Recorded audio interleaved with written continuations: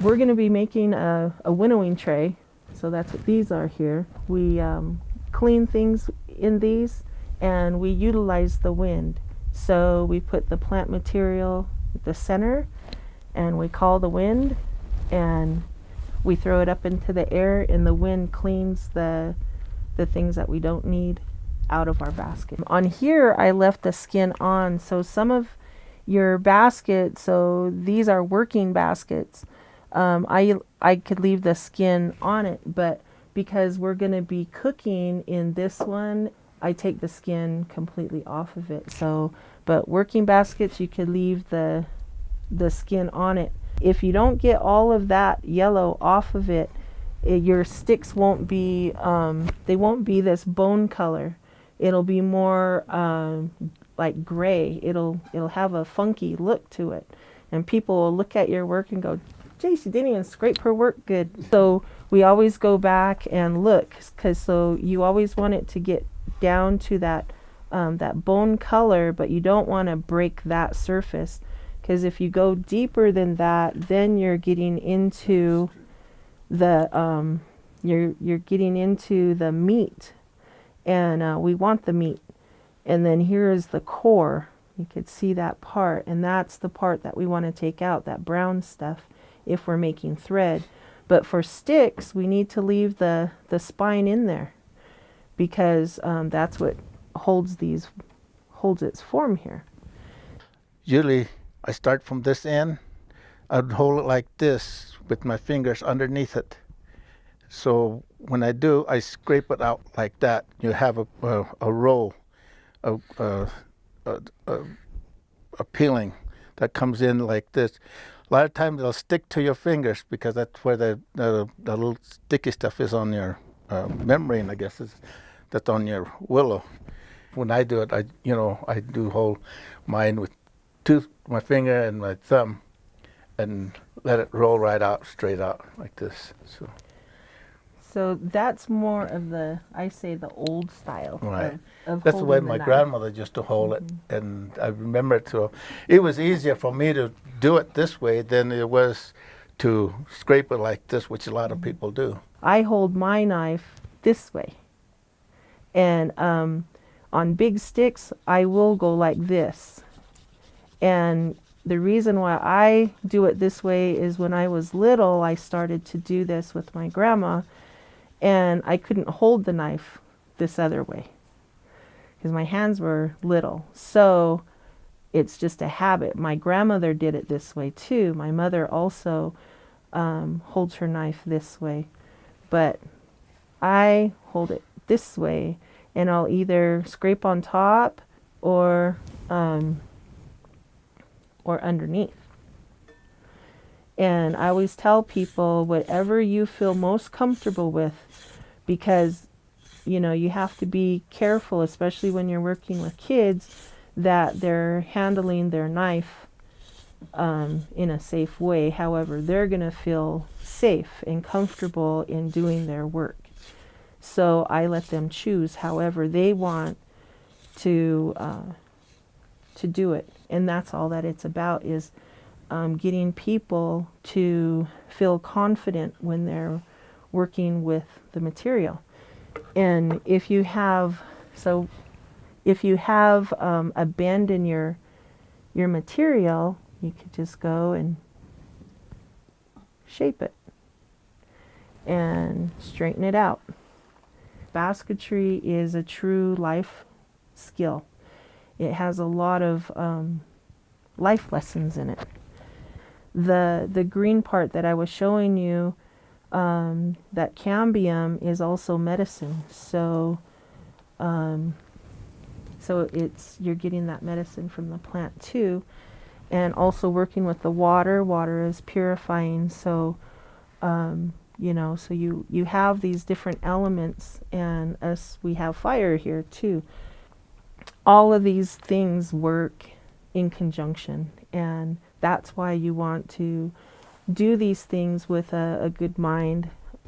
My great aunts would call it wihigigit, that we're making medicine when we're doing these things. And in that way, we're putting our energy into this plant. We're working together. I didn't just go, winnowing tray, be done. You know, it's working together with the plant to get the shape that we need and for the willow threads to work with us. The thread is what really takes a long time because it's a full process. And so if Alan wants to go ahead and get one started, the key for the thread willow is to find really healthy material. If you don't find healthy material, then you're going to really have some struggles. And we really have difficulty back home because of overpopulation. So it's difficult to find willow growing. Yeah. So this one was able to bend all the way without cracking. And so we're going to make our thread out of that. You know, it's always peaceful to go out and go amongst the willows, and even right now, you know, you see them dancing in the wind, and that just, it looks good, and it makes you feel good. So my children have grown up going out with me and their elders and learning from them as well, and they've witnessed the changes in our environment. Our water has changed, the actual sinuosity of the rivers, everything. And so when you're doing these things, you're really a part of the environment, and so they've witnessed a lot of the changes. And one of the things that is that a lot of places are, like I said, overpopulated, so we can't go onto people's property to gather. And then you never know if they've sprayed. And that's one of the biggest issues that we're having is we're going to be putting this plant material in our mouth. People have broken out in sores and have gotten sick because of people spraying. And so it makes it very difficult to find willow. I travel a lot of miles, even coming here to Wyoming. I've traveled here from Nevada on the California line, coming all the way over here. And so you have a healthier growing population here than we do back home. We live in a contemporary world and not a traditional based world anymore. Our young people, like Ellen was saying, don't know these things. And it is a lot of work. It used to be said that, you know, there was the men's world and then the women's world. And the men, you know, they had their daily activities and the women did theirs. And it was dominantly the women that were weavers. So I taught my son how to weave, even though they said that it was just for women. And the reason why I did that is because I told him, I said, son, I expect my grandchildren to be in baskets, and if you marry a woman who doesn't know, you're expected to show her. So how is he supposed to do that if he doesn't know? So I had him learn how to weave, and his weaving has surpassed me. So I'm really honored that my boy has been agreeable to continue to weave. And my daughter, when she was 9 years old, you know, I reminded her as a woman that she was going to become a woman, and it was her responsibility to go through our puberty ceremony on our Washoe side. And by doing so, she was expected to make a basket to give away to someone that she respected in the community, a female. I was fortunate that my great aunts were still alive, and again, life lessons in it. She was weaving, and she got I don't know, she got like 3 rows, and 3 rows is like, depending on how fast you are, you know, that's like 2 hours. depending on how big your basket is. And she went, Mom, look. And she shows me and she goes, I missed a stick. Am I going to have to take it out? And I didn't want to have to tell her. And so I said, I don't know, go ask your auntie. My auntie Joanne Smokey Martinez told her, well, it's your choice. You could look at your basket and always look at that part, look at that part, look at that part that isn't right, or you can fix it. And so that's a life lesson. You know, we could always look at our past, but if you go and you deal with it, and then you could go forward and it's not there anymore. So she took it out and she went forward. And so that's what I mean by basketry has a lot of life lessons, life teachings in it. And so in looking at this straight part right here is showing that there's still a core in there. And then when we go this way, I could look at it and go, oh yeah, I have another core to take out right here where it gets straight. So the whole thing should have a fluid bend.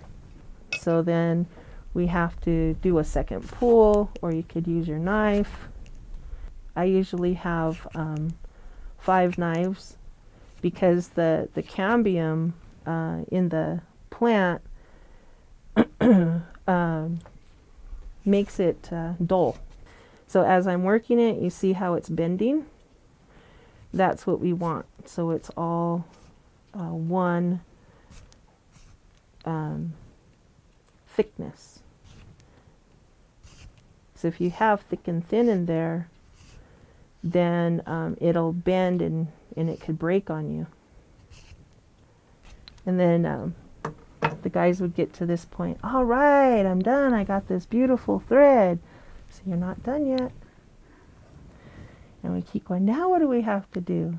I go, okay, you see how this part on the top is thinner than the middle, and then you have the bottom part, which is a lot wider.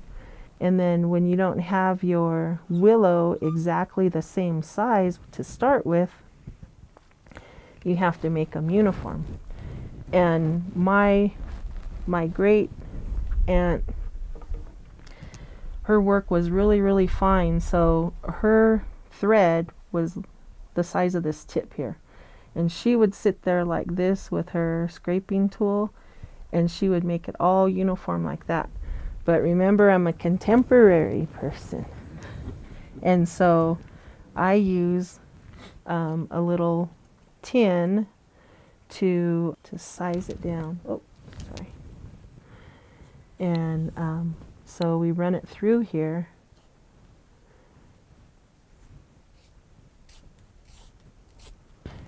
They're like, all right, now I'm ready. Like, are you sure? You have these little pieces still on there. So let's try it again.